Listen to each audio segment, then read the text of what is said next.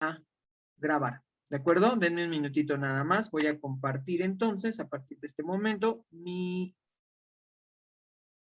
pantalla. ¿Ahí ya se ve? ¿Qué se aprecia? Coméntenme, por favor. Sí, profe. Perfecto, muy bien. Entonces, como les decía, el tema que tenemos que ver el día de hoy son las reformas borbónicas. ¿Qué son las reformas borbónicas? Las reformas borbónicas son una serie de medidas que van a impulsar los reyes Carlos III y Carlos IV, tanto en España y por consiguiente también en las colonias españolas de América, es decir, en la Hispanoamérica, en la América española, ¿ok? Son estas reformas la aplicación del absolutismo, pero con un toque de ilustración. Acuérdense que habíamos dicho que, bueno, había en este momento solo dos modelos políticos, o el modelo político del absolutismo, que era el modelo político fuerte en la época, ¿no? Que se había aplicado en muchos reinos en Europa, y por el otro lado vemos el naciente desarrollo político de la Ilustración, que propone un modelo llamado el liberalismo, pero el liberalismo apenas está en pañalitos, este liberalismo apenas son puras ideas, puros planteamientos, no se ha llevado hasta el momento a cabo ningún gobierno con estas ideas liberales, que son ideas de la Ilustración, ya saben, soberanía, autonomía para los pueblos, representatividad, constitución, que es el contrato social, división de poderes, libertad de mercado, derechos para todos, igualdad jurídica. Estas son las ideas que están alrededor del liberalismo y que lo forman y lo constituyen, ¿no? Estos todavía están en pañalitos, entonces esto todavía no ha crecido, esto todavía no se ha desarrollado y esto todavía no se ha puesto en práctica, pero tenemos ahí esas dos ideologías. En algún momento, entre esto se estira y afloja, tanto de la burguesía que quiere imponer el liberalismo y la Ilustración, y los monarcas absolutos y la aristocracia conformada por el primer estado y el segundo estado que defienden sus privilegios, que a su vez son desarrollados o son posibles porque existe el absolutismo, es que están como estirando, como si fuera una liga y cada uno está en un extremo y están jalando para tratar de llevar a sus países hacia esas formas políticas. En medio de estas dos ideologías hay otra cosa que se llama el despotismo ilustrado. ¿Qué es el despotismo ilustrado? Es la influencia de la Ilustración en el sistema político tradicional del absolutismo. Resulta que algunos monarcas absolutos, para que esta liga no se tensara, no se rompiera y no se provocara una revolución, lo que hacen es tratar de darle gusto un poco a los burgueses, modificando algunas cosas del absolutismo para hacerlo flexible y mezclarlo con las ideas de la Ilustración. Aunque la lógica detrás de este despotismo ilustrado se refleja en una frase que era la frase típica de este modelo, que decía, todo para el pueblo, pero sin el pueblo, es decir, al pueblo se le da todo lo que necesite, pero el pueblo no va a gobernar. Entonces, en este sentido, el despotismo ilustrado permitió que se dieran algunos cambios políticos. Por ejemplo, va a abrir la posibilidad de mayores beneficios para la burguesía, va a tratar de atender de mejor manera al pueblo. Por ejemplo, se crean algunas instituciones como los servicios de salud, se empiezan a aperturar zoológicos, museos, zonas de recreación, para que el pueblo pueda sentirse como más cómodo, pero sin que el pueblo pueda decidir. Por eso la lógica del despotismo ilustrado es todo para el pueblo, el rey se desvive por su pueblo, pero no lo deja elegir su forma de gobierno.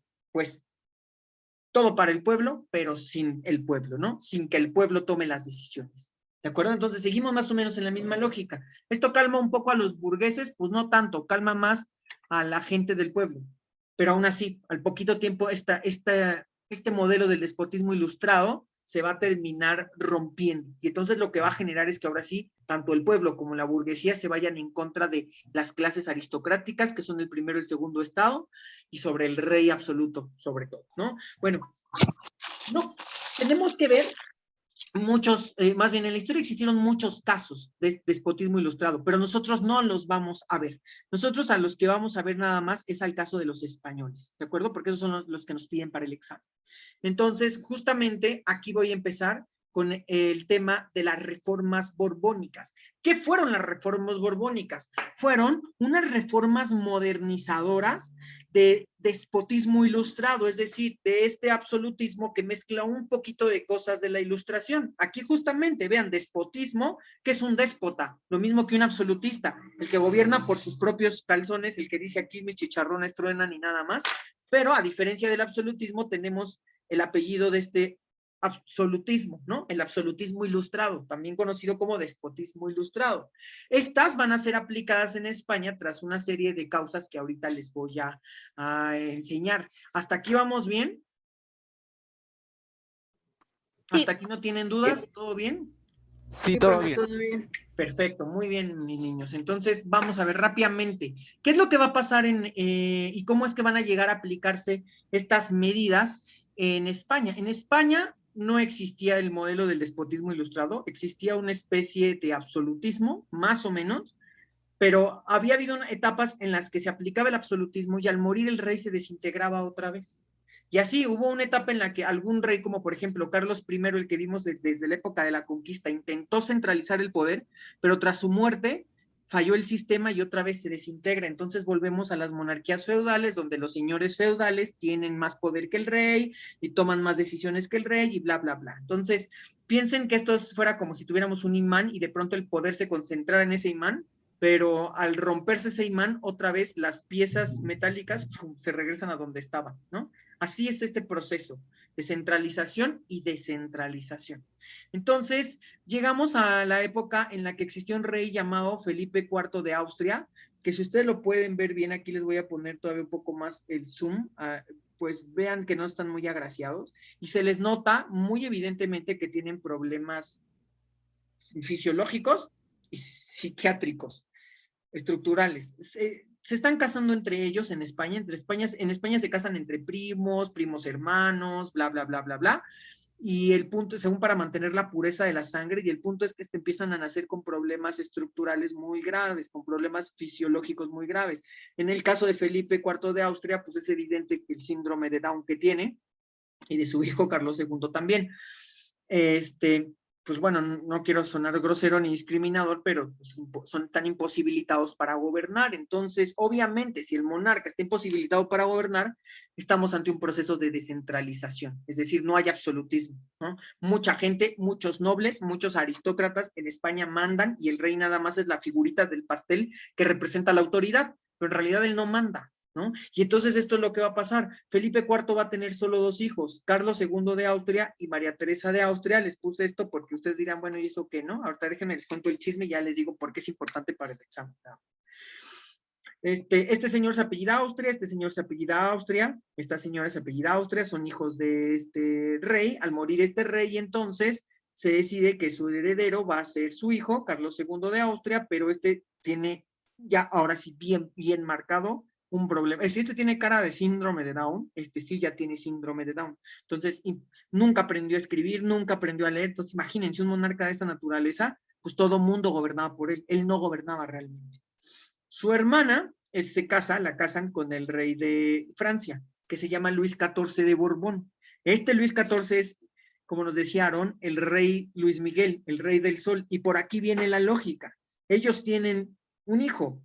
Este hijo a su vez, perdón, ya les moví acá el sujeto, este hijo a su vez, pues va a ser convertirse en el delfín de Francia. Así les decían al heredero del rey en Francia, el delfín, ¿no? Bueno, el delfín se casa con una señora X y entonces el resultado de esa noble de Francia sale este sujeto que se llama Felipe de Anjou, se apellidan Borbón, ¿ok? Y aquí es donde viene lo importante y lo relevante de esta historia. Cuando se muere el tío, Carlos II de Austria se muere sin ningún heredero y entonces al morir la corona pasa a la hermana, pero en España las mujeres no pueden gobernar. Entonces ella le pasa la corona a su hijo, pero su hijo, si se dan cuenta, ya no es de la dinastía de los Austrias, pues al llevar el apellido del papá, ¿cómo se apellida este hijo Luis el Gran Delfín? ¿Cómo se apellida? Borbón. Entonces, por aquí viene la lógica, ¿vale? Este no quiere la corona porque él dice, yo voy a ser rey de Francia, a mí no me interesa España, entonces se la pasa a su hijo, o sea, a su vez al nieto de esta señora, que es un sobrino nieto de este Carlos II. Y así es como la corona pasa a Felipe de Anjou de Borbón. Y entonces en España ocurre una guerra llamada la Guerra Civil o la Guerra de Sucesión entre gente que quería que viniera este Luis Felipe de Anjou de Borbón, o sea, los borbónicos o los borbonistas, que lo apoyan y se van a la guerra en contra de otros nobles y burgueses que querían que quien gobernara fuera un primo de estos, de Carlos II, que apoyaban al bando austriaco. Entonces se pelean, bla, bla, bla, bla, bla, bla, X, y termina ganando el bando de los borbónicos. Entonces, justamente es así como llega la dinastía Borbón de Francia. Pregunta de examen, nos dicen, ¿cómo se llamaba la dinastía de origen francés que llega a gobernar a España y promueve una serie de reformas y cambios políticos? La respuesta es, fíjense, Dinastía Borbón. la dinastía Borbón, exactamente. Dinastía La pregunta Borbón. dice, ¿cómo se llama la dinastía o nombre de la dinastía de origen francés que llega a gobernar España y genera una serie de cambios políticos? La dinastía de los Borbón. O a veces nos preguntan, ¿la dinastía de los Borbón es de origen Francés. francés? Muy bien. Francés. Entonces lo que tenemos es que este jovencito, Luis Felipe de Anjou se llamaba, finalmente pasa a España, y de Francia, que está aquí, pasa a España y se convierte en el nuevo rey. Y entonces así es como llega la dinastía de Borbón, que era de origen francesa, a gobernar a España. Y entonces en cuanto llegan, pues obviamente este señor, Felipe de Anjou, era el nieto favorito de Luis XIV y todo el tiempo estaba con él. Entonces, ¿qué creen que le va a enseñar Luis XIV? Pues Luis XIV le va a enseñar a este Felipe de Anjou a imponer el absolutismo. Si ustedes se acuerdan, el máximo representante del absolutismo justamente es este Luis XIV, el rey Luis Miguel o el rey Sol, ¿no? Y entonces lo mismo va a querer hacer su nietecito. Su nietecito llega a España y dice, aquí mis chicharrones nada más van a tronar. Y entonces él es el primero que aplica, empieza con estas medidas. Pero obviamente al venir de España, de Francia hacia España, no puede llegar a imponer así como porque ya llegué yo, ¿no? Porque ya llegó el commander o quien quiera, ¿no? O sea, va a tener que negociar y al negociar, pues va a tener que conciliar. Así que no va a aplicar el absolutismo de manera tajante, sino lo va como a dosificar un poquito. A esta dosificación le vamos a llamar despotismo ilustrado. Son las reformas borbónicas, una serie de medidas para que el rey pueda tener el poder absoluto, pero no tan agresivas como en Francia, ¿vale? ¿Por qué son reformas modernizadoras? Porque en este momento se entiende por centralización, modernización, es decir, un reino se moderniza cuando el poder queda en manos del monarca y nada más que del monarca. Y eso es lo que buscan las reformas borbónicas tanto en España como en la Nueva España. Centralizar el poder, esta es la importancia, ¿ok? Y bueno, para centralizar el poder en España no hay tanto no hay tanto problema, porque pues resulta que en España el poder pues, solo está dividido en algunos nobles, entonces el rey con la potencia rápidamente va a poder como hacer esto. Pero la Nueva España y en todos los otros virreinatos en América, la cosa va a ser más complicada. En primer lugar, porque el rey o está en España o se viene a todas las colonias, y luego son un chingo de colonias, ¿no? Está la Nueva España, la Nueva Granada, el Río de la Plata, está en la Capitanía de Chile, está Centroamérica con un montón, la Capitanía de Puerto Rico, la Capitanía de Costa Rica, entonces son un montón de colonias, y pues ni por dónde empezar, ¿no? Entonces, ¿ahí qué es lo que va a hacer el rey? Pues al rey se le va a ocurrir reducir a los grupos locales con poder. ¿Quiénes son esos grupos locales con poder? Pueden ser grupos de personas o solo personas individuales. Por ejemplo, en la Nueva España, que es el caso que tenemos que ver, pero en general en todas las colonias en América, los virreyes, como representantes del rey, tenían mucho poder. Lo que va a tratar de hacer el rey entonces es arrancarle ciertas funciones al cargo de virrey para dejarle solo un poco de funciones y así que éste no tenga tanto poder. La intención es, no me puedo deshacer de estos, porque si no, automáticamente pierdo el control de América, pero sí les voy a quitar un poco de su poder y voy a crear otra figura política para entregarle ese poder y así que haya como un equilibrio, como un contrapeso. ¿Han visto las balanzas, no? Con las que se pesan. ¿Cómo se pueden encontrar un equilibrio, muchachos? Pues cuando a las dos partes se les pone la misma cantidad de peso, ¿no? ¿Sí o no? Entonces, Sí. lo que va a hacer el rey es hacer justamente esto. Si el virrey tiene mucho poder, le voy a quitar un poquito de poder y voy a crear otra figura política, otro funcionario o grupo de funcionarios que hagan esa labor para que puedan contrapesar al rey, al virrey, perdón. La iglesia, pues lo mismo, le va a arrancar funciones para que no tenga tanto poder. Con los cabildos va a ser lo mismo, a los cabildos les va a quitar algunas funciones. Eso no lo vamos a ver porque no nos lo preguntan en el examen. ¿Quiénes tenían otro poder económico muy importante? Los que tenían otro poder económico muy, muy, muy importante van a ser los criollos. Acuérdense que los criollos eran los burgueses de la Nueva España. Entonces, el rey se da cuenta que aquí los criollos tienen mucho poder. Ahorita vamos a ver por qué. Entonces, ¿cómo voy a disminuir a los criollos? ¿Cómo le puedo pegar a los propietarios de negocios, muchachos? ¿A qué se les ocurre a ustedes? Imponiendo más impuestos. Puestos. Exacto, poniendo más impuestos y Levantar. quitándoles gran parte de su dinero, que es lo que los hace fuertes, y entonces así los van a disminuir, les van a quitar poder. Y al consulado de comerciantes también le va a quitar poder. Acuérdense que el consulado era el DHL, el que se encargaba del comercio, pero a nivel interno. Y entonces, en ese sentido, ¿no? Lo que va a pasar es que va a crear otro consulado, ¿no? Acuérdense que se encargaban del comercio interno, eran el DHL, les quita el control de todo el comercio y crea otra empresa con la cual va a poner a competir al consulado de la Ciudad de México. Sí, eran norteños, exactamente. Muy bien. Ajá, son norteños, justo. Ok. ¿Hasta aquí tienen alguna duda?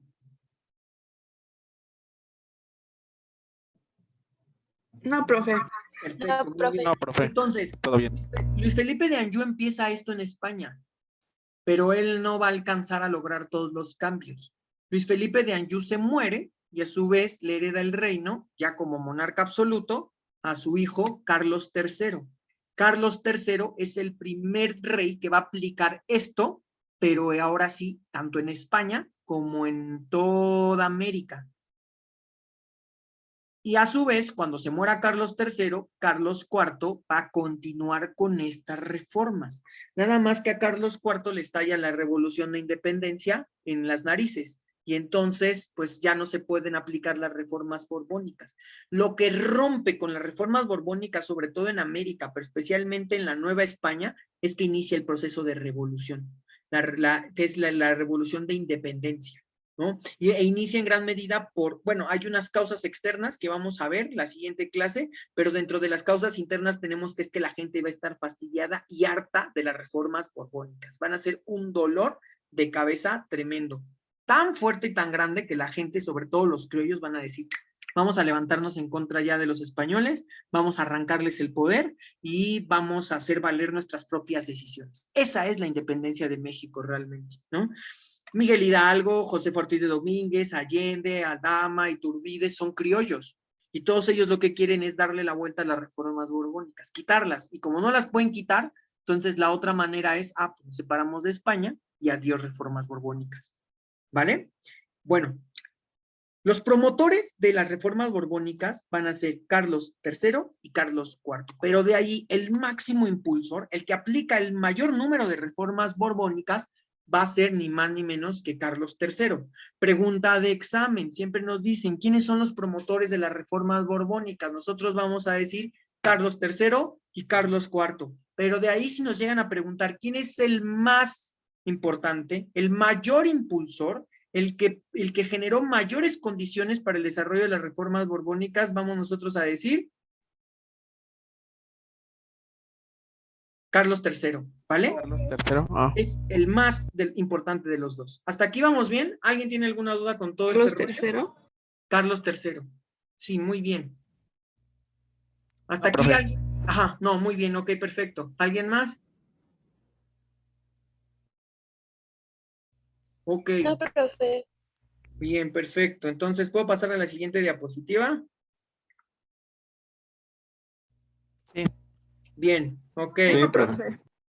Bueno, pues vamos a ver la estructura política del virreinato. Recuerden ustedes rápidamente que la estructura política estaba integrada de la siguiente manera, nada más para recordar la sesión, lo que vimos la sesión pasada. Teníamos, bueno, que durante la dinastía de los Austrias o Habsburgo en España estaba el rey, y que de ahí el rey, a través de el Consejo de Indias, nombraba a otros funcionarios muy importantes, por ejemplo, a los oidores de la audiencia, que eran 16 jueces, que impartían justicia, y teníamos 2 audiencias, 16 en México y 16 jueces en Guadalajara, pues teníamos 2 audiencias, la de México y la de Guadalajara. Teníamos al virrey, que era el representante del rey y vicepatrono de la iglesia, ¿no? Tuvimos varios virreyes a lo largo de estos 250 años de gobierno, más o menos, que hubo durante la época de los Austria, y dentro de la iglesia teníamos a los obispados y al obispo como la máxima figura. A su vez dijimos que la iglesia se dividió en clero regular y clero secular. Clero regular son los monjes, clero secular son los sacerdotes de iglesia. Si miren a quién les puse aquí, al que se supone que es Miguel Hidalgo, ¿no? Justamente para que ustedes ya vayan asociando pues esta figura con estas características. Luego tenemos que el virrey se encargaba de la Real Hacienda, la que contaba los impuestos, ¿no?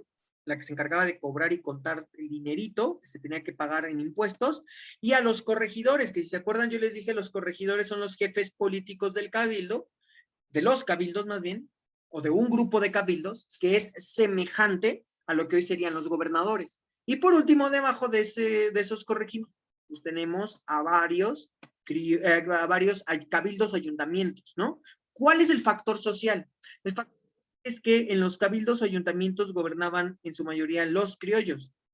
Con el tiempo, como España estuvo metida en muchísimas guerras horribles, muchísimas guerras con Francia, con Inglaterra, bla, bla, bla, de pronto a los monarcas Austrias o Habsburgo se les ocurrió que para conseguir dinero, porque ya no les era suficiente ni los impuestos que les llegaban, ni el oro que mandaban todos los reinos de América, imagínense, se gastaron el dinero en puras guerras, en puras tonterías, verdaderamente. Bueno, eran importantes para la sobrevivencia de España, pero no invirtieron en nada real, ¿no? Entonces, ni les alcanzaba el oro que mandaban, ni les alcanzaba los impuestos que se mandaban. Lo que hacen los reyes finalmente es empezar a vender cargos públicos. Y entonces lo que hacen es empezar a permitir que los criollos entren dentro de la estructura política a la vez que les venden los cargos. Entonces, si ustedes se acuerdan, yo les dije, los criollos en un origen no podían tener cargos públicos porque los reyes, los primeros reyes de España, pensaron que los criollos estaban imposibilitados, que estaban mensos, que no tenían la capacidad para gobernar, porque eran más inferiores en su capacidad de análisis y todo, ¿no? Los creían menos capaces. Estaban subestimados y relegados. Pues bueno, después de un rato, después de 3 o 4 reyes en España, dada la condición de las guerras, les permiten llegar a aspirar a cargos públicos, y pues los que van a comprar esos cargos son los criollos, pues los criollos son los dueños de las haciendas, de los ranchos, de las minas, y son los que tienen gran cantidad de dinero y gran cantidad de recursos para poder comprar estos cargos públicos, que se remataban por 5, 6, 7 años. Y entonces así vemos cómo los criollos, que originalmente solo estaban en los ayuntamientos o cabildos, van a poder convertirse en corregidores. Y algunos criollos pagaron para convertirse en corregidores. Entonces, va a llegar un momento en la historia de la Nueva España que prácticamente casi todos los corregidores son criollos. Si al inicio la mayoría de los corregidores eran peninsulares, ahora se dejan de mandar funcionarios desde España y más bien esos cargos van a ser ocupados por criollos. Como funcionarios de la Real Hacienda tenemos lo mismo, se dejan de mandar gente de España para ser funcionario de la Real Hacienda y esos espacios vacantes son vendidos por un tiempo, por una temporada, a los criollos. Vamos a ver que se les va a permitir a los criollos entrar a las órdenes de frailes y se les va a permitir también hacer carrera eclesiástica convirtiéndose en sacerdotes. Eso sí, acá nunca hubo un obispo criollo, eso no pasó, ni un virrey criollo. Estos sí eran peninsulares, o sea, este virrey y estos obispos sí eran mandados periódicamente desde España. Esos cargos no estuvieron a remate, no estuvieron a venta, pero en la audiencia sí. De pronto se dejaron de mandar oidores españoles y se empezaron a rematar esos cargos públicos entre los criollos. Resultado de esta historia, como ustedes pueden ver aquí en este diagrama, ¿quiénes van a empezar a tener cada vez más poder como grupo social? ¿Los peninsulares o los criollos, muchachos? Los criollos. Los criollos, exactamente. Entonces, cuando llega Felipe de Anjou, se da cuenta de esto. Y es que se empieza a dar cuenta que aunque a pesar de que el rey mande a los peninsulares en cargo como de virrey, o los mande en el cargo como de obispos, en cuanto ellos entran en América, en las diferentes colonias americanas o virreinatos americanos, al poder, empiezan a hacer negocios chuecos con todos estos criollos. Entonces, de pronto, el virrey se hace menso y manda informes donde dice, pues no me llegó todo el impuesto, porque no se pudo recaudar más. Y es una gran mentira, se pudo recaudar muchísimo, pero pues el virrey tomó su mochecito de ahí para él, y a su vez cuando entonces el rey manda a pedir información tanto al obispo como a los corregidores, todos están coordinados y dicen, no, pues esto fue lo único que pudimos recaudar, que a todos les conviene, el virrey tiene su mochecito, ellos tienen su mochecito, o a veces ellos pagan menos impuestos, pero a su vez los criollos, fíjense cómo son dueños de negocios y al mismo tiempo son funcionarios de gobierno, entonces la unión dueño de negocio y funcionario de gobierno no es viable, porque o eres dueño de un negocio o eres dueño de gobiernos, porque generalmente si tú eres un dueño de un negocio y eres un funcionario de gobierno, desde tu poder como funcionario de gobierno vas a buscar beneficios para tu empresa, ¿no? ¿Eso les suena? Pues ese es el origen de la corrupción en nuestro país, justamente. Viene desde esta época en el que los burgueses se meten a la política y no hacen la política para generar bien a las condiciones o mejoras en las condiciones del pueblo, sino lo que hacen es utilizar su poder político para beneficiarse de sus propios negocios. Y eso va a ser lo que va a ocurrir. Pero como la máxima autoridad está coludido con ellos, pues no hay manera de que se sepa, ¿no? El rey no sabe. Y lo que más le preocupa a los reyes de España en la época de la llegada de los Borbones, es decir, a partir de Luis Felipe de Anjou, luego a Carlos III y luego a Carlos IV, es que cada vez están recaudando menos impuestos y ellos no saben por qué. No saben a qué se debe que cada vez se recaudan menos impuestos y que cada vez se mande menos oro a las minas, de las minas a España. ¿Qué está pasando? Dicen estos reyes, dice Luis Felipe de Anjou, en cuanto llega de Francia acá y toma el poder, pide los libros de cuentas y dicen, pues como que tenemos un gran imperio, como que tenemos un rancho gigantísimo y está produciendo casi nada, ¿no? ¿Qué está pasando? Y al hacer el análisis, se dan cuenta de que lo que pasa justamente es lo que les acabo de contar, que el teje y maneje de las finanzas queda entre estos grupos, que al estar entre estos grupos todos están beneficiando menos el rey de España y España. El virrey, al ser representante del rey, tenía un principio que era el principio de se obedece pero no se aplica. ¿Qué es este principio? Este principio decía, dentro de la ley, que el virrey podía obedecer lo que se le ordenaba desde España, pero podía rebotarlo si no se aplicaba. Más bien, si su condición de aplicación no era válida para la Nueva España o iba a causar problemas. Por ejemplo, una subida de impuestos. Si el rey decía, se sube al tal impuesto a tanto porcentaje, y se mandaba al virrey, y el virrey se daba cuenta que eso iba a generar levantamientos, motines, protestas, el virrey le mandaba una carta diciéndole, se obedece, majestad, pero no se va a aplicar. Y entonces así el virrey tenía mucho poder, si se dan cuenta, porque incluso a veces el propio virrey podía rebotar lo que quería, apelando a que no se podía aplicar.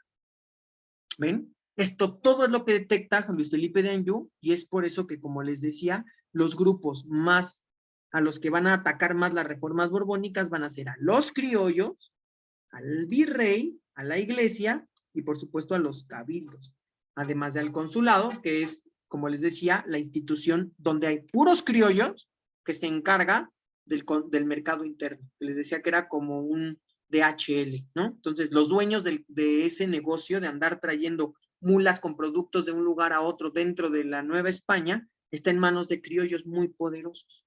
Entonces, los criollos tienen mucho poder económico. ¿Hasta aquí vamos bien? Fíjense qué va a pasar. Cambió la estructura con los Borbón. Vale, muy bien.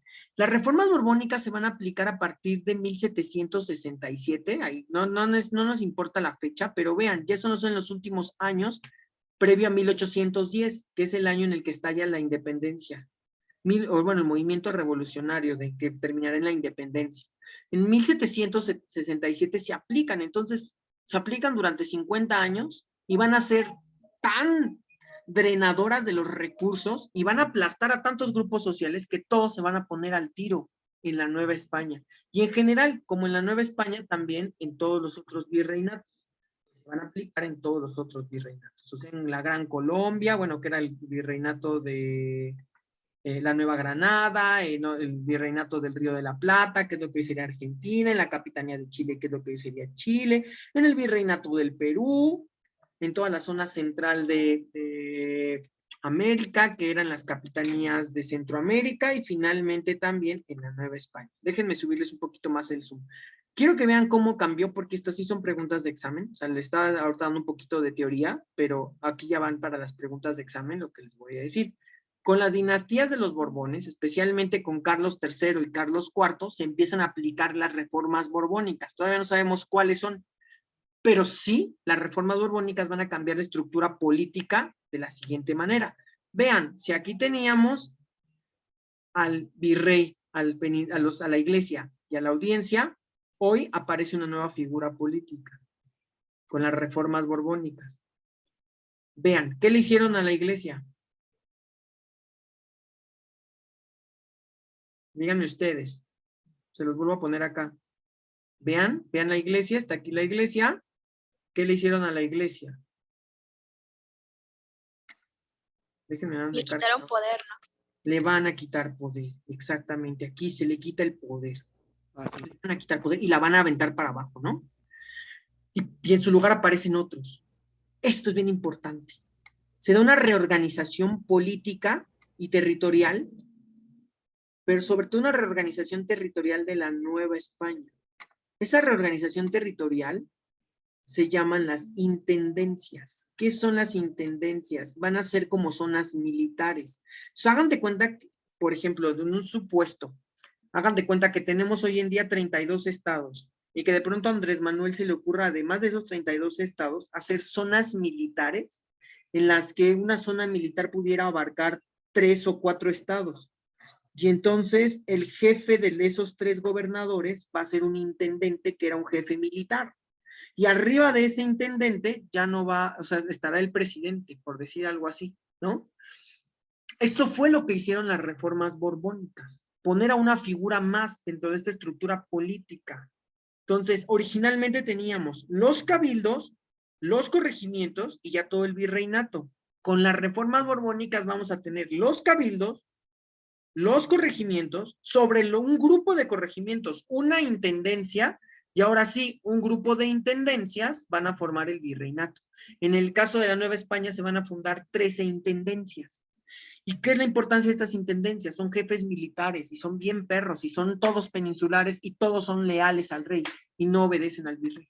Al virrey le van a quitar funciones, van a partir las funciones políticas que tenía el virrey y al virrey nada más lo van a dejar como vicepatrono de la iglesia, representante del rey para las cuestiones ceremoniales, pero en realidad de lo único que se va a encargar el virrey es de la Real Hacienda, de ver que se estén contando los dineros, se va a encargar de cierta manera también de cobrarle impuestos a la iglesia, se le va a empezar a cobrar un montón de impuestos a la iglesia, entonces los obispos, los sacerdotes, los frailes, las monjas, se van a molestar mucho porque antes no les cobraban impuestos y a partir de este momento ahora sí ya les van a empezar a cobrar un montón de impuestos, pues los reyes Carlos III y Carlos IV se dan cuenta que la iglesia recauda muchísimo poder y no le paga impuestos a la corona, y entonces dice, se acabó, porque pues por eso tiene mucho poder la iglesia. En realidad no es que les importe si tiene o no tiene poder, lo que les importa a estos reyes es sacar la mayor cantidad de varito posible para que les llegue a sus manos. Y entonces se friegan a la tía iglesia, ¿no? A la tía ricachona pero solterona que es la iglesia. Y finalmente, también el virrey va a tener el control del ejército. Se crea un ejército. Por primera vez vamos a tener que se crea un ejército. No había ejército en la Nueva España. No había nada, pues eran tierras muy pacíficas. Entonces, ahora sí ya va a surgir un ejército.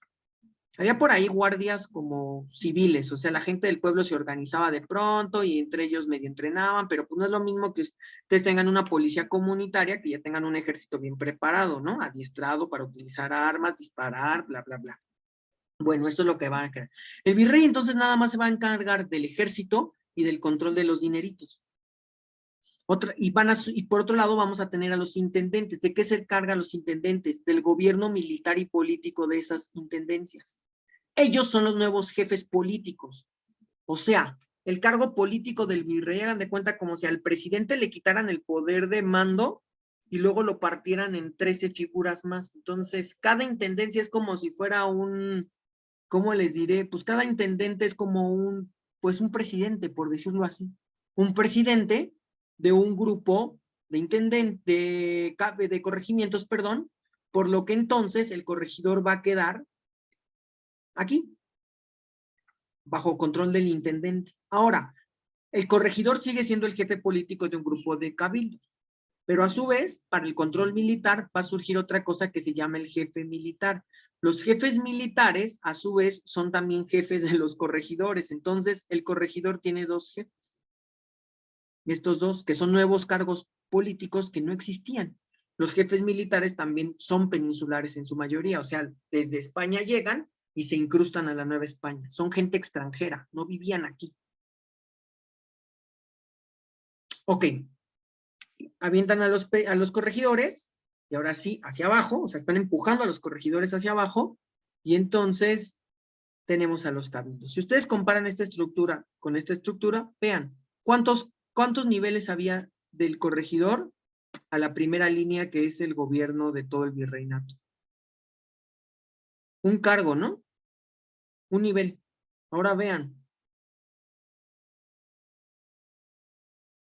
Dejen que cargue. De la fregada. Perdón.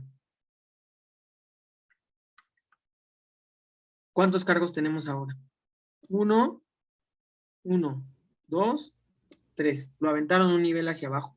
¿Esto por qué es importante? Porque están relegando a los criollos. Ahorita les voy a decir justamente cuáles son las reformas borbónicas. ¿Ok?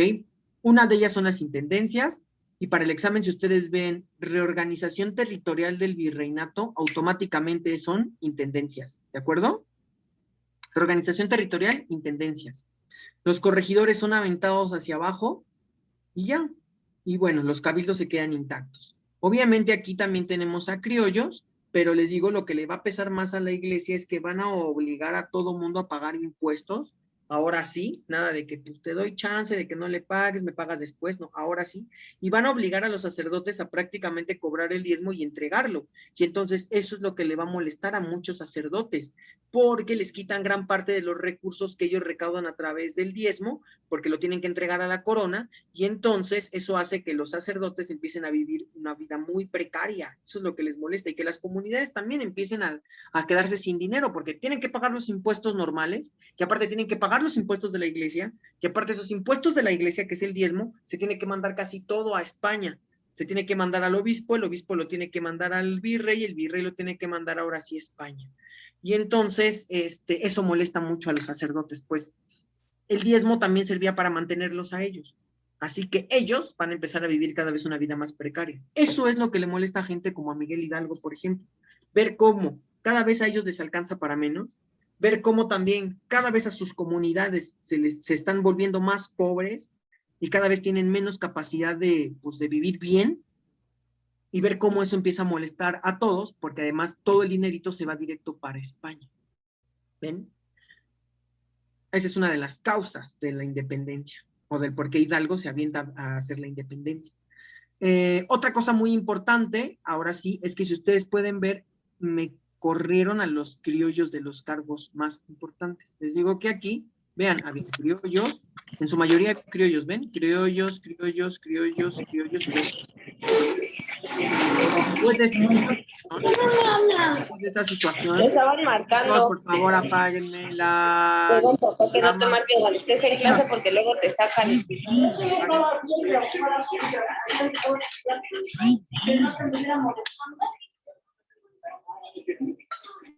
Vale, ok. Entonces, esta es la situación. Justamente, van a correr a los funcionarios criollos. Se les acaba su periodo, ya no les renuevan contrato, los corren, los echan para abajo y los vuelven a relegar y a subestimar, ¿vale? ¿Ok? Como en Betty la Fea dicen aquí, ¿no? Justamente como en Betty la Fea, los van a echar. Los van a echar así, los van a correr como los peores. Ok, muy bien. Entonces, vamos a ver rápidamente. La situación es que dentro de este periodo de las reformas borbónicas, esto sí hay que recordarlos, vamos a tener a dos figuras claves. El virrey Revillagigedo, que hizo el primer censo de población para saber cuánta gente había y pues, de a cuánto les iba a tocar, o sea, cuánto iba a poder recaudar la corona, y el virrey de Branciforte, que mandó a hacer, cuando sube Carlos IV al poder, una escultura ecuestre que se llama el Caballito. Esa escultura ecuestre se encuentra hoy en día afuera de lo que es el, ¿cómo se llama? El MUNAL, se llama, el Museo Nacional de Arte. No sé si la han visto. Es uno que rayaron ahora que hubo protestas durante los últimos periodos de Peña, creo que cuando fue lo de los 43, y también en una marcha feminista se rayó ese caballito que se llama el caballito de Tolsa. Bueno, estas son preguntas de examen. Esto se lo preguntan mucho a Área 4, y el del virrey, de Revillagigedo se los preguntan mucho para Área 2. ¿Ok? ¿Hasta aquí tienen alguna duda, chicos?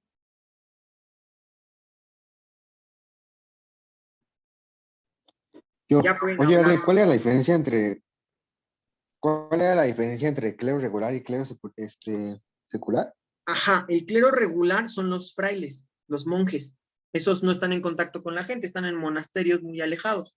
El clero secular son los sacerdotes. No es una pregunta de examen, tampoco para la UAM, pero bueno, lo tenía que mostrar aquí para que ustedes entendieran la estructura, ¿no? El clero secular es el sacerdote de parroquia de la vuelta de la esquina de cualquier colonia, ¿no?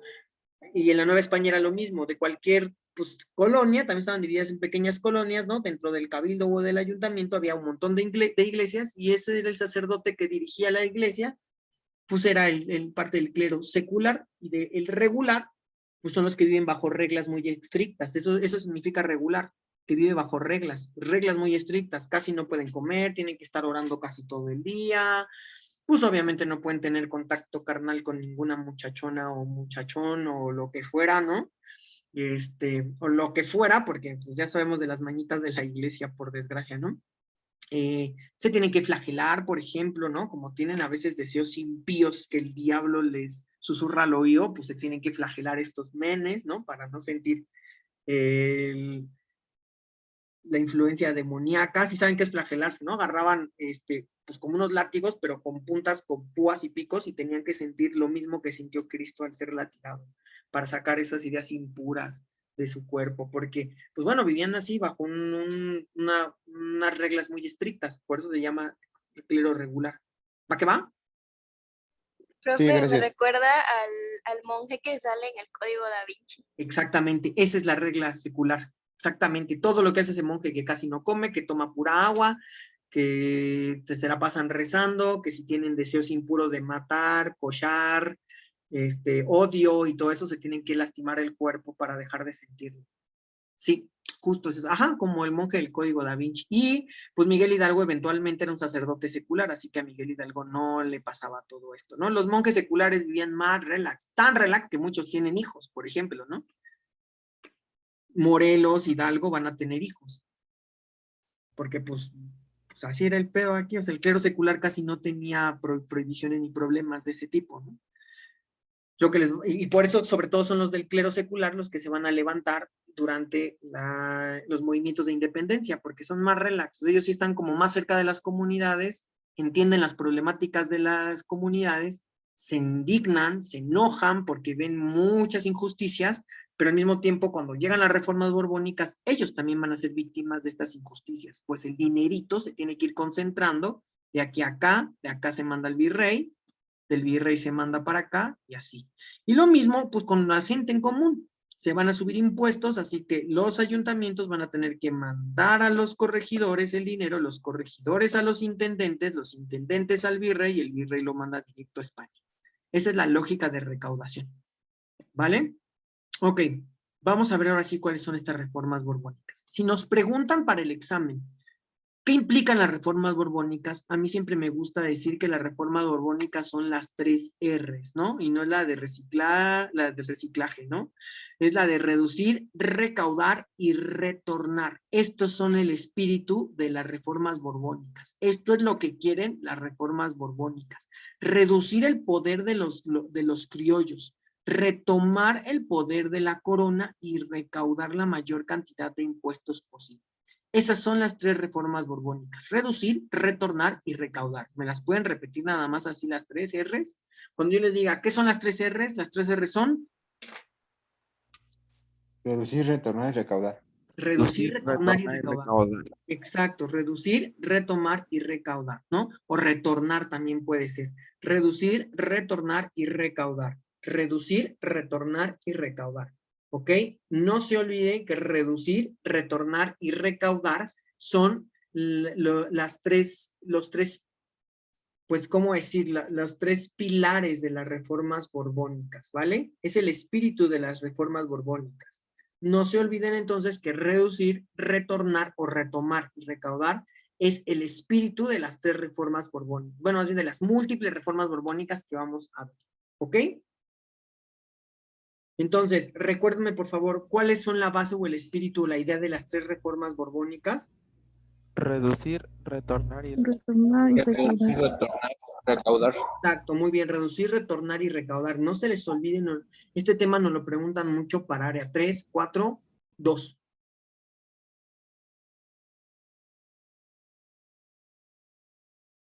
Ok, perfecto. Ahora sí vamos a ver cuáles son esas reformas borbónicas. Otra vez, reducir, recaudar y restaurar o retornar. O sea, tiene que ver con 3 R's, ¿no? Aquí les puse un esquemita. Miren, aquí en todas estas escudos, que son los escudos, digamos, de España, pues vamos a ver los diferentes virreinatos. Está el virreinato de la Nueva España, el virreinato de la Nueva Granada, el virreinato del Perú, el virreinato del Río de la Plata, no, la Capitanía de Chile y el virreinato del Río de la Plata. Imagínense, en 5 lugares se van a aplicar estas reformas borbónicas y todo es para centralizar el poder en manos de los monarcas. ¿Cómo? A través de, obviamente el rey no va a venir, pero lo que hace el rey es nombrar a sus delegados, que son todos peninsulares, y entonces otra vez los peninsulares tienen todo el poder, otra vez como al inicio de la etapa de la conquista y la colonización, los grupos locales de criollos son reducidos o menospreciados o lanzados abajo en la estructura política, y otra vez lo que tenemos es el retorno de los extranjeros peninsulares en los cargos políticos. Otra vez los peninsulares son los que están mandando, son los más mueves, ¿no? Y estos peninsulares todos tienen una lealtad absoluta al rey. Así tenemos el inicio de las reformas borbónicas. Este es el gobierno de Carlos III. Para área 4 y 3 he visto sobre todo que nos preguntan en una relación de columnas cuáles fueron las reformas de Carlos III y cuáles las de Carlos IV. Para área 1 y área 2, por fortuna, no nos preguntan este tipo de pregunta. Nos preguntan más sobre el espíritu de las reformas borbónicas a grandes rasgos. Pues lo que pasa es que para área 3 y área 4 se profundiza un poquito más en el tema. Entonces, al profundizarse un poquito más, tenemos que ver esto, estas características. ¿Qué pasa durante el gobierno de Carlos III? Y les voy a decir cuáles son las que más nos preguntan.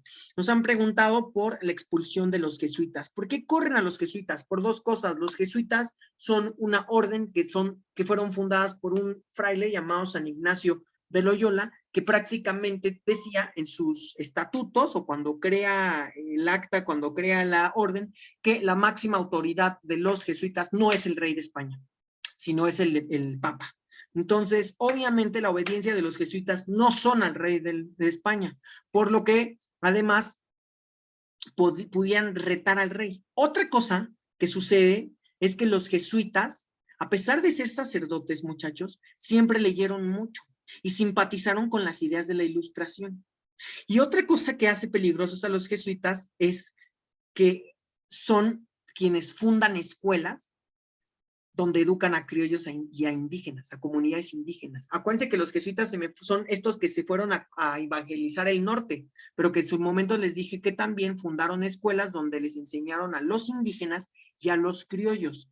Todo el siglo XVIII, los jesuitas simpatizan con Voltaire, Rousseau, Montesquieu, Adam Smith, John Locke, y aunque en España están prohibidas estas obras por la Inquisición, los jesuitas ¿cómo se dice? Ay, se me olvidó la palabra, estoy trabajando mucho, se las arreglan para traer estas obras de escondidas. Y entonces sabemos hoy en día que personas que estudiaron en escuelas jesuitas, como Miguel Hidalgo, como el corregidor Miguel Domínguez, como Morelos, por ejemplo, pues adivinen, esta es la época, ¿no? Cuando ellos nacieron en 1700, por ejemplo, Miguel Hidalgo, que es como de 1740, 50, la corregidora también es como de 1770 más o menos, o sea, toda esta gente creció en esta época del racionalismo, que ya vimos, y creció en esta época en la que en el mundo se estaba implantando el absolutismo, pero que también creció en la época sobre todo de la respuesta al absolutismo, que es la Ilustración. Entonces, así como hoy nos dicen que nosotros somos la generación de Mazapán, pues todos ellos, Miguel Hidalgo, Voltaire, Rousseau, más o menos son de la época, ¿eh? Rousseau, Voltaire, Montesquieu, estos que vimos la clase pasada de historia, bueno, la antepasada de historia, son como una generación más grande, pero la siguiente generación es la de Miguel Hidalgo, la de Morelos, la de la corregidora, y ellos, pues serían así como la generación de la Ilustración. Entonces, además, todos educados en escuelas jesuitas, por ser criollos en su mayoría y sacerdotes, pues imagínense qué combinación, qué combo traen en la cabeza, muchachos, ¿no? Traen el pack de las ideas ilustradas. Nacieron en la época de las ideas ilustradas, desde que eran muy chiquitos, van a estar enrolados en estas ideas de la época y van a ser educados en las ideas de la Ilustración. Así que aunque cuando llegue el rey de España, Carlos III, y diga, a ver, voy a aplicar las reformas borbónicas, y sepa de buena fuente que tiene que sacar a los jesuitas sí o sí, porque si no, los primeros que van a empezar a hacer desmadre y a hacer protesta y a levantarse en contra de las reformas borbónicas van a ser los jesuitas. Lo que no esperó el rey Carlos III es que pudo haber corrido a los jesuitas, los expulsan, los sacan del continente, en 24 horas mandan a los ejércitos a sacar a los jesuitas, los corren y los mandan a Italia, a todos. Pero las ideas que sembraron en la cabeza de los criollos y de algunas comunidades indígenas, ahí se quedaron. Y eso es lo que no mide el rey, ¿no? Primer punto, expulsan a los jesuitas. ¿Para qué? Para que no haya resistencia. Acto seguido, funda el ejército profesional. Crea un ejército profesional en el que además le va a dar chance a los criollos de participar. Claro, los criollos siempre van a estar en un cargo de segundones, pues los grandes capitanes, los grandes generales, los grandes tenientes, todos van a ser peninsulares, muchachos. Y los cargos, pues, de medio hacia abajo se les van a dar a los criollos. Pero esto va a partir a la sociedad en dos, porque cuando inicia el movimiento de independencia, algunos criollos que han tenido una carrera pues medio destacable dentro del ejército, se van a convertir en personajes muy fieles a los peninsulares. Luego va a venir la relegación de los criollos, que es otra cosa que nos preguntan en el examen. La relegación de los criollos, pues, hace que los corran de los cargos públicos, que los echen de los cargos públicos, como a Betty la Fea, justamente, que los hagan a un lado y los avienten, y los corran, y los expulsen de Econueva España. Y bueno, también otra cosa que va a crear Carlos III son las intendencias, lo que les decía, el virrey tenía el poder político, entonces van a agarrar el cargo de virrey, van a partirlo en dos, y a partir de este momento el virrey solo se va a encargar de las finanzas, mientras que esta parte política la van a partir ahora en 13 fragmentos, y se los van a entregar a 13 diferentes sujetos que se van a encargar de custodiar políticamente, son los que tienen que responder por las decisiones políticas y la organización política en la Nueva España, y estos son intendentes, o sea, jefes militares. Así se crean las 13 intendencias, ¿vale? Estos van a ser ya los meros jefes políticos de todo el virreinato. Y por último, va a venir un cobro de impuestos bien cañón. O sea, van a empezar a aplicar cada vez más impuestos, más impuestos, más impuestos. Se cuatriplican los impuestos. Se crean nuevos impuestos y a los impuestos originales se les sube 4 veces más su costo. Entonces, imagínense todo este relajo. ¿Hasta aquí alguien tiene alguna duda? ¿O algo no quedó claro? No, todo bien. Todo bien, profe. No, ninguna. No, Perfecto. profe, todo bien. Perfecto, muy bien. Entonces, fíjense nada más qué locura. Realmente, pues son las reformas de Peña Nieto, ¿no? Yo siempre digo casi así que cada que se intenta hacer una reforma, para bien o para mal, siempre hay cambios políticos muy importantes. Si ustedes a lo mejor no se acuerdan tanto de la época de Peña Nieto, pues estaban en la plena adolescencia. Pasaron de la niñez, de la pubertad a la adolescencia. Y uno anda metido en otros rollos, ¿no? No les importa tanto como el asunto político, andamos metidos en otras cuestiones, como no. Pero ahorita ya están un poquito más grandes y de pronto sí nos interesan algunos temas políticos y entonces, pues básicamente esta época de las reformas borbónicas fueron lo inverso a lo que sí está pasando ahora con Andrés Manuel, que para bien o para mal, nos guste o no nos guste, están haciendo cambios. Yo no digo que sean buenos o malos, solo les digo que están haciendo cambios. Y esos cambios políticos siempre sacuden muchísimo a la sociedad, porque algunos estarán a favor y otros, por supuesto, que van a estar muy en contra. Y entonces, esto fue lo que pasó. Aquí, algunos sectores de la sociedad van a estar a favor y otros van a estar en contra, muy en contra. Se empiezan a enojar, se empiezan a molestar, como ahorita. Ustedes ven las redes sociales y la mitad del pueblo está a favor y la otra mitad está encanijadísimo, ¿no? Y ahí hay como se están tirando una y otra y así, ¿no? Pues lo mismo pasó en la época de las reformas borbónicas. Se muere Carlos III y hereda el poder su hijo Carlos IV. Y Carlos IV trae la mismita lógica. Reducir, retornar y recaudar, restaurar. Reducir el poder de los grupos locales de criollos. Recaudar la mayor cantidad de impuestos y restaurar el control político, económico y militar de la corona. Y entonces, durante el gobierno de Carlos IV, chicos, área 3, chicos, área 4, chicas de área 3, chicas de área 4, viene la parte como más intensa.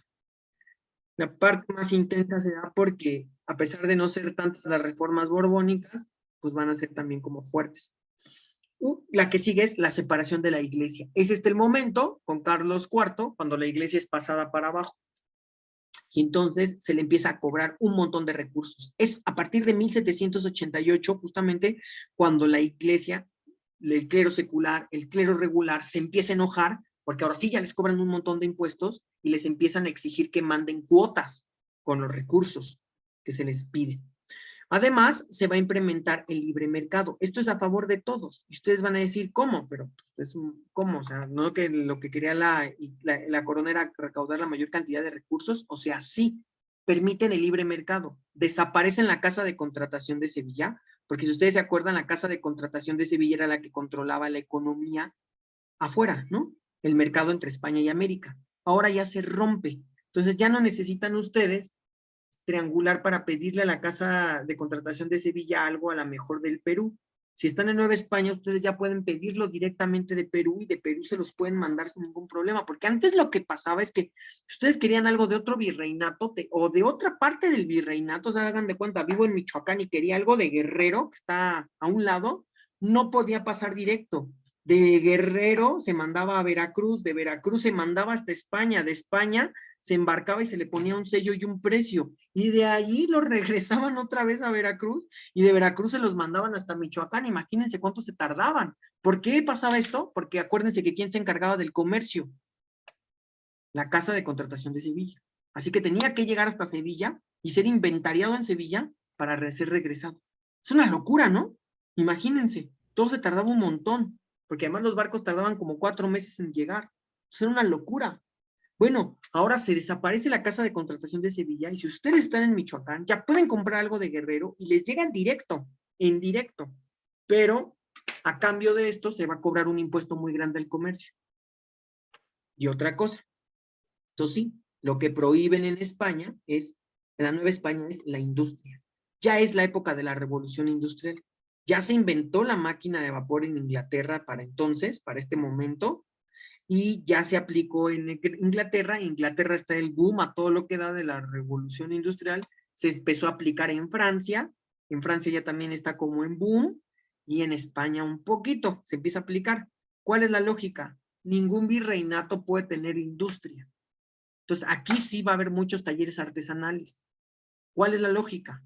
Pues la lógica es que si alguien quiere algo más barato, hecho en fábrica, se lo tiene que comprar a España nada más. Eso sí, ¿vale? ¿Por qué les digo esto? Porque a mis área 3 y 4, lo que pasa es que a veces nos preguntan, nos dice una pregunta, con la implementación del libre comercio, y la respuesta es, se desaparece la casa de contratación de Sevilla, pero se prohíbe la industrialización, ¿vale? O sea, aquí la palabra clave es libre comercio, fin, casa de contratación de Sevilla, y la otra palabra clave es industria, ¿no? Prohibición industria.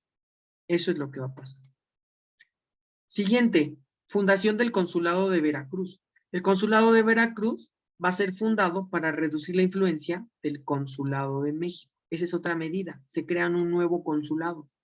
Les digo que el consulado era como el DHL o el Mercado Libre, o sea, eran paqueterías, servicios de paqueterías. El único que tenía el servicio de paquetería en toda la Nueva España para mandar y traer productos de los puertos y meterlos hacia otras partes del virreinato va a ser el Consulado de Comerciantes de la Ciudad de México, a los cuales se les había ofrecido en una merced real. Acuérdense que estas mercedes reales son las que dan privilegios, ¿no? Se les había ofrecido que podían portar armas, ellos, que podían crear un sistema de paquetería y que podían, pues, negociar con esto. Es el privilegio que les dio la corona. Bueno, pues para hacerlos competir, porque el cobro de impuestos va a estar muy duro y el rey sabe, Carlos IV sabe que estos se pueden poner al tiro, pues entonces los distrae. ¿Cómo los distrae? Creando otro consulado, para que estén más encaminados en competir con el consulado de Veracruz que en estarse peleando por las reformas que están implementando, ¿no? O sea, aplica la de divide y vencerás. Y entonces se crea el consulado de Veracruz y empieza la competencia. Hagan de cuenta, al Mercado Libre le ponen el DHL o no, ya sea Mercado Libre le ponen Amazon y empiezan a pelear a ver quién tiene más clientes. Por último, eso sí, área 2, 3, 4, en área 1 casi, no, esta es de las 4 áreas, es cierto, esta pregunta es de las 4 áreas, ¿no? Se crean 2 academias muy importantes, se crean centros educativos. La Academia de San Carlos y el Colegio de Minería. ¿Por qué la Academia de San Carlos? Pues porque se dieron cuenta que aquí hay artistas muy renombrados y va a haber artistas realmente muy... En México hay una tradición artística muy importante, entonces casi todas las sociedades que han existido sobre este pedazo de tierra del planeta somos muy sensibles al arte. Pareciera que no, pero lo somos. Entonces, de esto se dan cuenta en España y permiten crear la Academia de San Carlos, porque de aquí salen muchos artistas muy renombrados. Y esto es prestigio para España, ¿no? O sea, esto ya nada más es para ponerle más crema a su taco. Pero además también crean el Colegio de Minería, porque el Colegio de Minería les serviría para utilizar nuevas técnicas racionalistas, para sacar cada vez más plata. Acuérdense que la principal actividad económica de la Nueva España es la minería, así que le importa a la corona todavía tener más de lo que ya saca. ¿Hasta aquí vamos bien?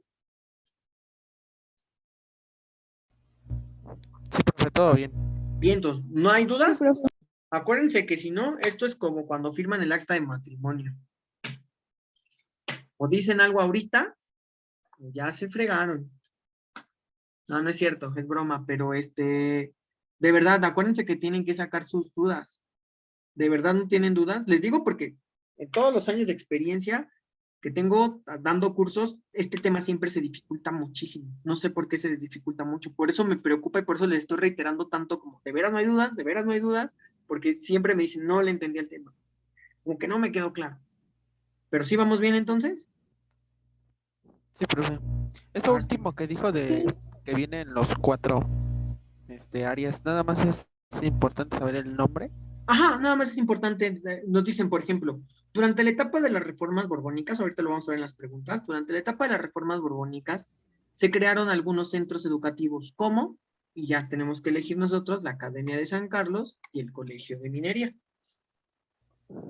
Profesor, Sí. yo hice unas preguntas de pruébate.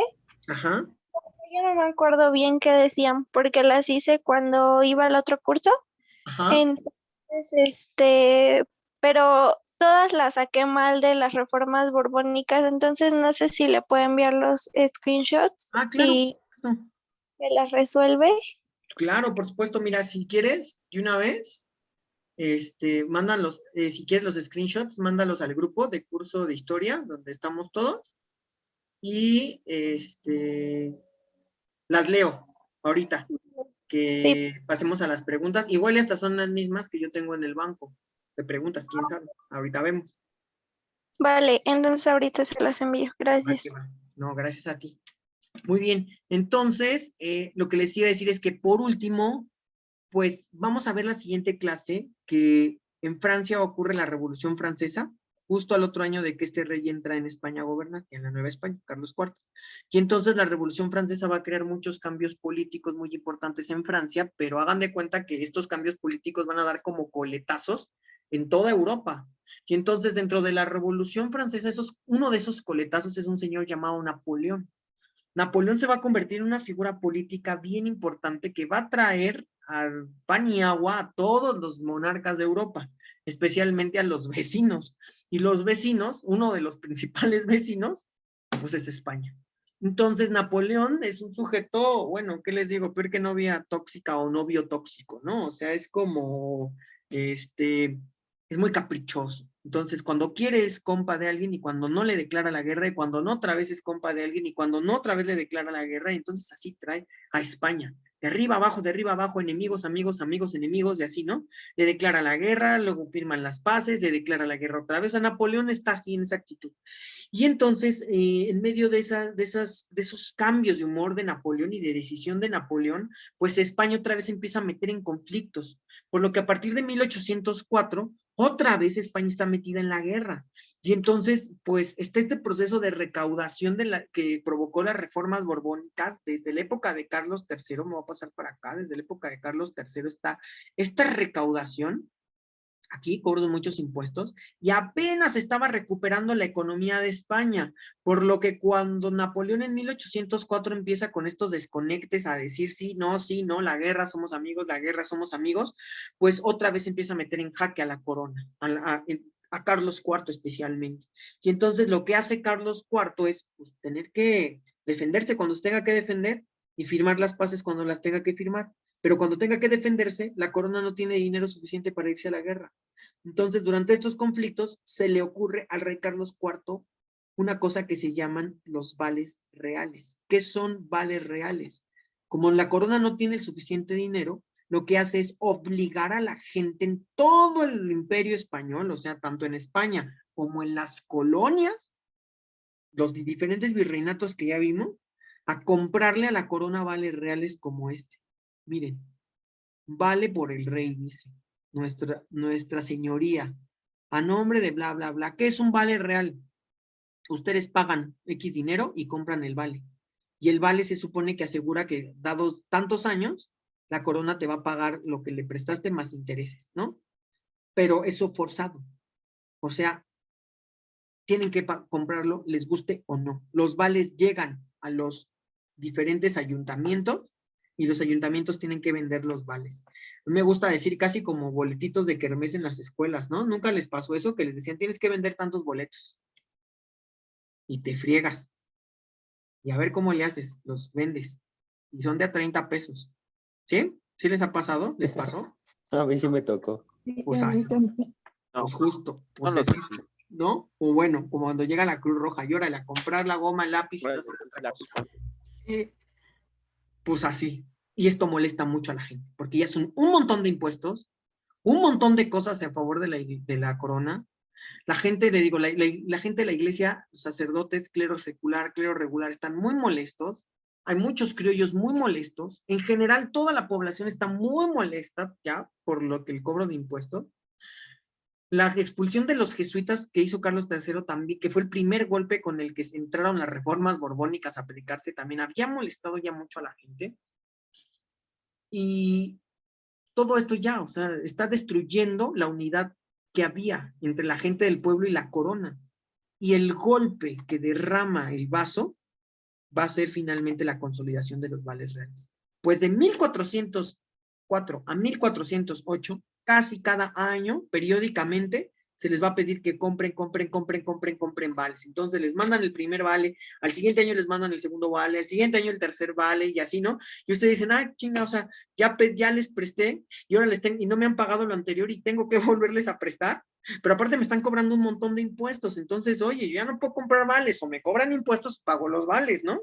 Todo esto es lo que va a molestar sobre todo a los criollos, quienes están muy enojados, porque dicen, bueno, estamos a las expectativas de lo que quiere el rey, y esto no puede ser suficiente, esto no puede ser válido, nosotros tenemos derechos. Y entonces, cuando se les prende en la cabecita, nosotros tenemos derechos, empiezan a recordar sobre todo los criollos, a Voltaire, a Montesquieu, a Rousseau, a Adam Smith, a John Locke, y empiezan cada vez más a molestarse y a proponer que el sistema político tiene que cambiar, que los reyes de España tienen que cambiar, o entonces se tiene que buscar a fuerzas, o es por la buena, o es por la revolución. Y ese es en el año del 8, cuando empiezan los movimientos, los primeros movimientos que van a presidir la independencia del virreinato, porque la gente es, o el rey cambia, o nos vamos, o nos separamos, ¿no? Y como el rey no quiere cambiar, pues nos vamos a tener que separar. ¿Hasta aquí vamos bien? Bueno, Sí, profe. vamos a hablar de otro tema muy importante, el criollismo o nacionalismo criollo. A lo largo de estos 300 años, pues los criollos mucho tiempo van a estar relegados y subestimados. Lo que yo les decía, no los toman muy en cuenta. Al inicio no los dejaban gobernar y tampoco los dejaban entrar mucho a las universidades. O sea, los tenían muy reprimidos realmente. La universidad más importante va a ser la Real y Pontificia Universidad de México, que sería como la abuelita de la UNAM. Es el centro educativo más importante. Área 4, allí se enseña el arte barroco. Área 4 es bien importante, mis áreas 4. El arte del virreinato es el arte barroco, un arte muy exagerado donde se pinta todo así como sin que haya algún espacio. Por ejemplo, tenemos a Cristóbal de Villalpando, pintor del barroco, y vean ustedes esta pintura de acá. Oigan, está todo, o sea, el barroco es como, no dejes espacio libre, ¿no? O sea, ahí métele imágenes y no dejes espacio libre. Esto es súper barroco, ¿se dan cuenta? Hasta le satura a uno la cabeza y dice así como, qué loco, ¿no? O sea, como que es muy impresionante para los ojos. Es demasiado estímulo porque saturan el espacio con un montón de cosas. No hay ningún espacio libre, ¿o sí? ¿No, verdad? Y todo está en movimiento, todo se está como moviendo. Esa es la impresión que nos da la imagen, ¿cierto o no? Sí. Sí. Eso es barroco. Ese es el arte de la Nueva España. Por eso cuando vamos a las iglesias del centro o en algún pueblito, vemos que, por ejemplo, los retablos de las iglesias tienen así como columnas y movimientos y hojas, o sea, es como, güey, espérate tantito. Uno ve los retablos de las iglesias o las entradas de las iglesias y dices, ¿qué veo, no? Porque todo está saturado. Eso es arte barroco. ¿Vale? Bien importante, área 4, el arte que se da en la Nueva España es barroco. Bien, esta es la Universidad Pontificia. Esta siempre existió, la fundaron como en 1500 y pico, ¿no? Entonces, ahí es donde estudiaban la mayoría de los criollos. Los criollos no van a, como les dije, eran propietarios, dueños de ranchos, haciendas, minas, y pues entre ellos se va a dar el desarrollo porque tienen varo, ¿no? Reciben cierta educación, entre ellos se van a desarrollar mucho como estas cosas, las artes, las ciencias, de la gente estudiada. Dentro de este grupo de criollos, más o menos esto ocurrió en el siglo XVI, es decir, en el siglo XVII, es decir, todo 1600, ¿no? Durante 1600, los criollos empiezan a generarse como generaciones de criollos que son muy inteligentes, a veces más inteligentes que los peninsulares. Y esto los empieza a hacer sentirse orgullosos por sí mismos. Entonces, gracias a esta inteligencia y esta capacidad, ellos se empiezan a deconstruir, digámoslo así, y a darse cuenta que sí son capaces de muchas cosas, y no como siempre les había dicho la corona, y como ellos lo habían creído anteriormente y lo habían aceptado, que eran menos, que tenían que estar menospreciados, que tenían que estar siempre por debajo de los peninsulares. Y no, empieza a haber un cambio muy importante, y empiezan a sentir orgullo y un sentimiento de identidad con América, Es decir, ¿qué los diferencia como criollos a los peninsulares? Lo único que los diferencia es que ellos también son españoles, pero ellos nacieron en América, mientras que los peninsulares no son de América. Y entonces empiezan a sentir orgullosos, muy orgullosos. ¿Quiénes fueron figuras claves para desarrollar este orgullo? Sor Juana Inés de la Cruz, que es la máxima representante del barroco en la escritura. Ya saben, le llamaron la séptima musa o el fénix de América. Es una mujer impresionante, muy inteligente, y esta Sor Juana Inés de la Cruz va a luchar por dos cosas muy importantes. Bueno, por tres cosas muy importantes. Por derechos de las mujeres para poder estudiar y por derechos como criollos. Ella recibía una doble discriminación, discriminación por mujer y discriminación por criolla. ¿Ven? Entonces eso es fuerte. Pero bueno, para el examen nada más, Sor Juana Inés de la Cruz reta todo este sistema y se convierte en la máxima representante del barroco. Así viene nuestro examen. Máxima representante del barroco novohispano, Sor Juana Inés de la Cruz. ¿Vale? ¿Cómo se llaman su tipo de escritura? Se llaman redondillas. Así se llama. Esta es una escritura de tipo literario. ¿Vale? Eso es lo que tenemos que recordar para el examen. Carlos de Sigüenza y Góngora va a ser un humanista, escritor y matemático. Escribió un libro llamado Paraíso Occidental. Nos preguntan por esto, ¿no? También, si no aparece Sor Juana Inés de la Cruz, él es el segundo personaje en aparecer cuando les digan máximo representante del criollismo del siglo XVIII. Digo, del siglo XVII, ¿vale? Ellos también son criollos. Ellos se van a morir antes de las reformas borbónicas. Era importante que los mencionara, porque aquí ahorita vamos a ver qué pasa después. Nos preguntan por Cristóbal de Villalpando, no, casi no, pero fue un pintor criollo muy importante, y por Miguel Cabrera, que fue otro pintor muy importante. Por ellos casi no nos preguntan. Nada más nos preguntan por estos dos, ¿vale? ¿Hasta aquí vamos bien? Sí, profe. Bien, entonces, bueno, luego cuando vienen las ideas de la Ilustración, a esto se le va a llamar criollismo o nacionalismo criollo, pero ilustrado, es decir, a esta idea de orgullo y de identidad con América, ahora hay que sumarle las ideas de la Ilustración. Entonces ya no nada más es esto, no nada más es orgullo e identidad, es orgullo, identidad, y se empiezan a desarrollar sobre todo las ideas de la soberanía, las ideas de la igualdad jurídica y las ideas de la autonomía, e incluso entre algunos ya se empieza a hablar de, no, ¿cuál autonomía? Independencia. Ahorita les digo rápidamente, cuando el criollismo ilustrado surge acá, en la Nueva España, se empieza a proponer no separarse de España, pero sí que todos los funcionarios políticos ya no sean peninsulares, sino que todos sean criollos, absolutamente todos. Y así se aseguraría la soberanía. Se aseguraría una igualdad jurídica, pues tanto criollos como peninsulares tendrían las mismas capacidades para poder gobernar y los mismos derechos, y además se aseguraría una autonomía, pues a partir de este momento, quienes estarían gobernando en la estructura política, aunque estuviera todavía bajo control de España, serían los criollos. Obviamente que esto no, la corona ni lo pela, y los peninsulares se ríen, se pitorrean, se mofan, se burlan, les escupen en la cara a los criollos y le dicen, ay, por favor. Entonces, eso enardece, infla los corazones de los criollos, que están muy orgullosos de ser criollos y muy orgullosos de ser americanos, y algunos muy locos dicen, ah, si no nos van a dejar entonces estar en la estructura política, pues vámonos a la fregada, independencia. Entonces, hubo algunos personajes antes de Miguel Hidalgo que ya hablaban de la idea de la independencia.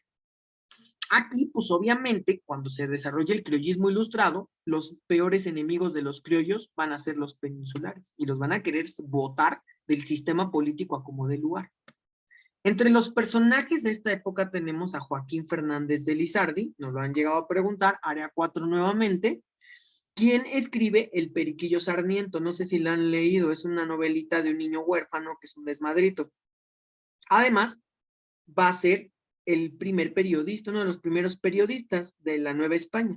Se va a encargar de escribir periódicos demandando o denunciando la situación política en la Nueva España, ¿no? Los abusos de la corona, los impuestos, cómo esto está marginando a la gente más pobre, bla, bla, bla.